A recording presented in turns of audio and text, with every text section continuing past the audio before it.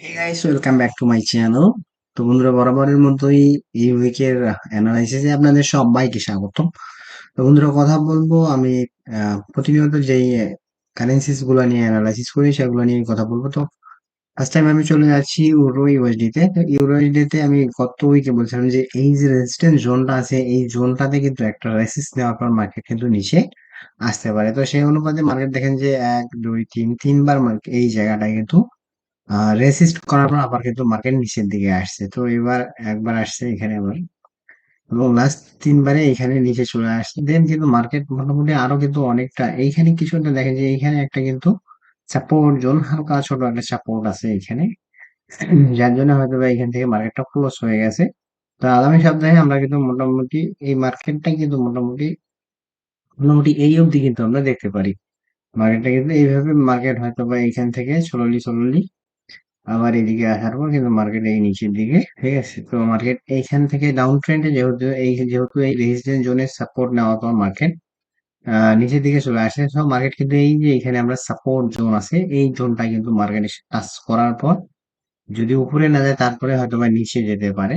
আর যদি এইখান থেকে আমরা মান্ডেতে দেখি কোনো গ্রিন ক্যান্ডেল তৈরি করতেছে তাহলে কিন্তু মার্কেট আবারও যাই এইখানটায় হয়তো বা সাপোর্ট নিতে পারে, কিংবা সাপোর্টটা যদি ব্রেক করে এই যে রেজিস্ট্যান্স জোনটা আছে এই রেজিস্ট্যান্স জোনটা যদি ব্রেক করে তাহলে কিন্তু একটা শার্প আপ ট্রেন্ড আমরা এখানে লক্ষ্য করতে পারবো। তো আমি যেহেতু দেখতেছি যে এখানে যেহেতু কন্টিনিউয়াসলি সেলিং প্রেসার এখানে অনেক বেশি, তো মার্কেট কিন্তু আরো কিছুটা নিচের দিকে আসার পর তারপরে হয়তো বা উপরের দিকে যাওয়ার একটা সম্ভাবনা আছে। তো নেক্সট আমরা যদি দেখি যে ইউএসডি চিপে দেখেন যে এই জায়গাটা একটা সাপোর্ট জোন আছে। সাপোর্ট নেওয়ার পর মার্কেট কিন্তু আবার দেখেন যে উপরের দিকে গেছে। তো আমরা দেখতে পাচ্ছেন এখান থেকে যে এই জায়গাটা থেকে মার্কেট কিন্তু সাপোর্ট নিয়ে আবার উপরের দিকে যাচ্ছে, এবং এই জায়গাটাও কিন্তু মোটামুটি একটা, মোটামুটি দেখেন যে এইখানে কিন্তু একটা রেজিস্ট্যান্স জোন আছে, কিন্তু এই কাছাকাছি এসে কিন্তু মার্কেট ক্লোজ করেছে। তো মানডেতে কিন্তু যদি এইখান থেকে ব্রেক করতে পারে, এই যে সাপোর্ট জোনটাকে ব্রেক করতে পারে তাহলে কিন্তু আমরা মোটামুটি এই অবধি কিন্তু মার্কেট দেখতে পারি, এবং নেক্সট টার্গেট আমরা এই অবধি কিন্তু দেখতে পারি বাইং সাইডে। যদি যদি কোনো রেড ক্যান্ডেল এখান থেকে আসে তাহলে হয়তো বা আবার মার্কেট নিচের দিকে এসে আবার এখানে সাপোর্ট নিতে পারে এই সাপোর্ট জোনে, অথবা এই সাপোর্ট জোনটাকে কিন্তু ব্রেক করার একটা সম্ভাবনা তখন থাকে। কারণ যেহেতু এটা তিনবার কিন্তু দেখেন যে তিনবার সাপোর্ট নিচ্ছে, একবার দুবার তিনবার। তো চতুর্থবারে এটা কিন্তু ব্রেক করার একটা সম্ভাবনা থাকবে। কিন্তু ব্রেক করার থেকে যেহেতু আপ ট্রেন্ড শুরু হয়েছে, সেহেতু মার্কেট কিন্তু দেখেন যে অনেকটা এটা ডাউন ট্রেন্ড কিন্তু আমরা এখানে দেখতে পাচ্ছি যে এখানে বিশাল একটা ডাউন ট্রেন্ড কিন্তু এখানে আমরা লক্ষ্য করছি যে দেখেন কন্টিনিউয়াসলি একটা ডাউন ট্রেন্ড এখানে ফলো করা যাচ্ছে, দেখা যাচ্ছে। তো এই ডাউন ট্রেন্ডটা থেকে দেখেন এই যে এইটা কিন্তু একটা বড় একটা সাপোর্ট জোন। আমরা যদি একবারে স্লো করে নিই দেখেন যে মোটামুটি এই যে সাপোর্ট জোনটা এটা কিন্তু বড় একটা সাপোর্ট জোন। তো এখান থেকে মার্কেট কিন্তু উপরে যেহেতু যাওয়া শুরু করছে, তো সেহেতু কিন্তু মার্কেট আর অনেকটাই উপরে যাওয়ার কিন্তু সম্ভাবনা আছে। কারণ হচ্ছে এটা অনেক বড় একটা ডাউন ট্রেন্ড হওয়ার পর কিন্তু মার্কেট এখন আবার উপরের দিকে যাওয়ার একটা সম্ভাবনা আছে। আমরা নেক্সটে আমরা যাবো হচ্ছে গোল্ডে। তো গোল্ডে আমরা কি লক্ষ্য করতে পারছি, গোল্ডে মোটামুটি মার্কেট অনেকদিন কিন্তু দেখে যে এই যে লেভেলটার মধ্যে আপ ডাউন করে পর এই মার্কেটটাকে ব্রেক করার পর আবার কিন্তু এইখানটায় কিন্তু দেখেন যে এই যে লেভেলটা আছে এই লেভেলটাতে মার্কেট কিন্তু আবার সাপোর্ট নিচ্ছে, উপরে গেছে, দেন আবার কিন্তু সাপোর্ট নিচ্ছে, এবং এটা কিন্তু রিট্রেস করতে পারে হয়তোবা রিটেস্ট করতেছে আবার। তো মার্কেট এখান থেকে কিন্তু আবার উপরের দিকে যাওয়ার একটা সম্ভাবনা আছে। যদি এখান থেকে মার্কেট আমরা গত মানডেতে আমরা যদি দেখি যে কোনো গ্রিন ক্যান্ডেল এখানে তৈরি হচ্ছে, তাহলে আমরা বুঝবো যে অবশ্যই মার্কেট কিন্তু এখানে রিটেস্ট করার পর মার্কেট কিন্তু আবার উপরে যাবে, এবং সেক্ষেত্রে আমরা কিন্তু ফার্স্ট টার্গেট এখানে 2083 পর্যন্ত দেখতে পারি। সেকেন্ড টার্গেট মোটামুটি আরো অনেক বেশি আমরা দেখতে পারি, এবং তখন কিন্তু মার্কেট ফুললি একটা বুলিশ ট্রেন্ডে চলে যাবে। তারপরে নেক্সটে যদি আমরা দেখি ইউএসডি জেপিওয়াই এ মার্কেট কি করতেছে দেখেন যে কন্টিনিউয়াসলি একটা বড় ডাউন ট্রেন্ড, দেন স্লোলি আপ ট্রেন্ড। তো আপ ট্রেন্ডটা সবসময় কিন্তু স্লোলি হয়। দেন এই জায়গাটায় দেখেন যে এখানেও কিন্তু একটা রেজিস্ট্যান্স জোনের চাপ পাওয়ার, রেজিস্ট্যান্স জোন থেকে কিন্তু মার্কেট আবারও নিচের দিকে। তো এখানে আমরা যদি একটা লাইন ড্র করি দেখেন যে এটা কিন্তু সুন্দর একটা রেজিস্ট্যান্স জোন, এবং আমরা এটা কিন্তু একটা সাপোর্ট জোন ধরতে পারি। এই জায়গাটাতে সাপোর্ট জোন। তো এখান থেকে মার্কেট নিচে আসার পর কিন্তু মার্কেট 2 দিন থেকে দেখেন যে গ্রিন ক্যান্ডেল তৈরি করতেছে এই জায়গাটা থেকে উপরের দিকে যাচ্ছে। তো সেক্ষেত্রে কি করব, এই যে রেজিস্ট্যান্ট জোনটা অবধি কিন্তু মার্কেট যাওয়ার পর যেতে পারে, তারপরে কিন্তু হয়তো বা স্লোলি স্লোলি মার্কেট নিচের দিকে আসতে পারে।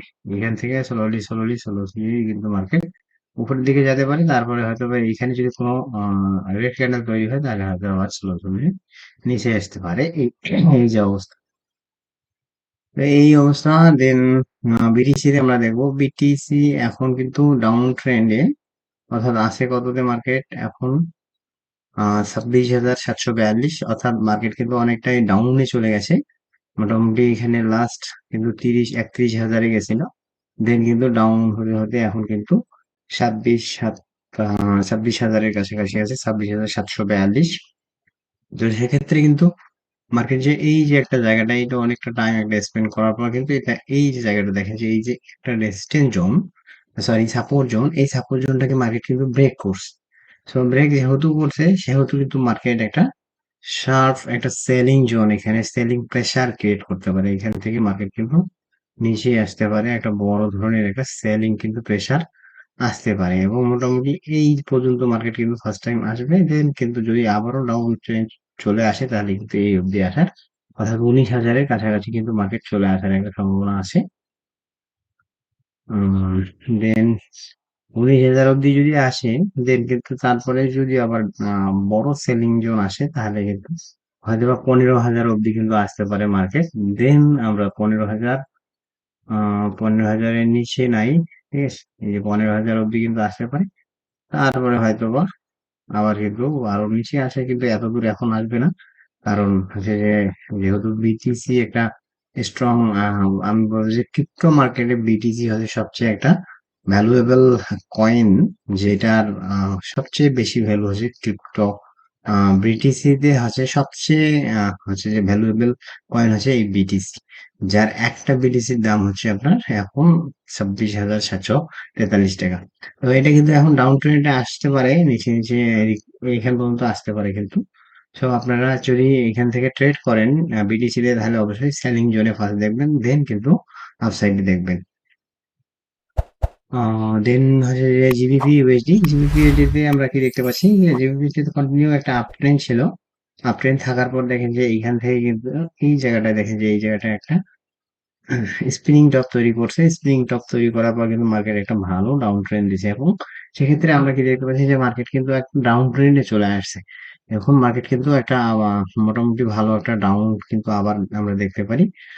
সো মানডেতে আমরা দেখতে পারি যে হয়তোবা এখান থেকে আবারও বেশ কিছুটা হয়তোবা ডাউন ট্রেন্ড আসতেছে, মোটামুটি এই অবধি কিন্তু আসার একটা সম্ভাবনা আছে মার্কেট এই অবধি, অর্থাৎ 1.22033 এই অবধি কিন্তু মার্কেট ডাউন ট্রেন্ডে আসতে পারে। তো সেক্ষেত্রে আমরা মানডেতে কি কি দেখবো, যদি আপনারা ইন্টারডেতে ট্রেড করে থাকেন 15 মিনিট আপনারা সেলিং সাইডে দেখবেন।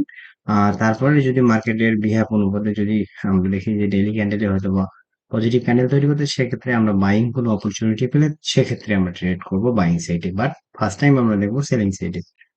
তারপরে আছে জিবিপি জেপিওয়াই, জিবিপি জেপিওয়াই ও মার্কেট কিন্তু অনেকটা আপ ট্রেন্ড হওয়ার পর কিন্তু মার্কেট এখন দেখা যায় অনেকটাই ডাউন ট্রেন্ডে চলতেছে মার্কেট, এবং লাস্ট ক্যান্ডেলটা কিন্তু গ্রিন ক্যান্ডেল ছিল। তো মানডেতে আমরা দেখবো যে এখন কি ক্যান্ডেল তৈরি করতেছে, যদি মার্কেট এই যে 20 এভারেজের নিচে চলে আসে, অর্থাৎ রেড ক্যান্ডেল তৈরি করে, তাহলে কিন্তু মার্কেট একটা সেলিং সেলিং এ যেতে পারে, সেলিং সাইডে যেতে পারে, এবং এটা মার্কেটটা কিন্তু ডাউনের দিকে আসতে পারে, এবং মোটামুটি এই অবধি অর্থাৎ 165.62 তে আসতে পারে কিন্তু মার্কেট জিবি জেপিওয়াই। তো এই ছিল বিষয়। তো আপনারা যেভাবে ট্রেডিং করতেছেন যদি আমার অ্যানালাইসিস সাথে মিলে যায় সেক্ষেত্রেই আপনার ট্রেড নেবেন। আর 15 মিনিটে যদি আপনারা ইন্টারডেতে ট্রেড করে থাকেন সেক্ষেত্রে অবশ্যই আপনার হচ্ছে যে মুভিং অ্যাভারেজ প্লাস হচ্ছে যে 5 pm RSI এইসব লক্ষ্য রেখে তারপরে ট্রেড করবেন। তো ধন্যবাদ সবাইকে, ভালো থাকবেন, সুস্থ থাকবেন।